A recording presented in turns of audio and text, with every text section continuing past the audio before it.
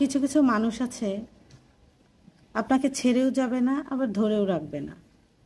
ছেড়ে যেতে চাইলেও এমন কিছু করবে যদি থেকে যান, আবার যখন থেকে যাবেন তখন আপনার ধারের কাছেও ভিড়বে না।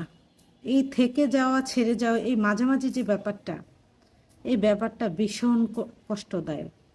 আপনি জানেনও না আপনার ভবিষ্যৎ কোন দিকে যাচ্ছে। আপনার সবই ঠিকঠাক চলবে, কিন্তু আপনি জানেন আপনি নিজে শান্তিতে নেই, ভালো নেই। আপনি কাউকে বলতেও পারবেন না, কারণ আপনি মানুষটাকে যে বড্ড ভালোবাসেন। আপনার শুধু চিৎকার করে কান্না করতে ইচ্ছা করবে, কিন্তু আপনি কান্না করতে পারবেন না। যদি মানুষ শুনে ফেলে, নিজেকে মাঝে মাঝে মনে হবে যে আমি একদম নিঃস্ব। কিন্তু সেই মানুষটাকে যখন আবার আপনি দেখবেন, তখন আপনার আবার বাচ্চার স্বাদ জেগে উঠবে, কিন্তু সে আপনার কাছে ফিরবে না।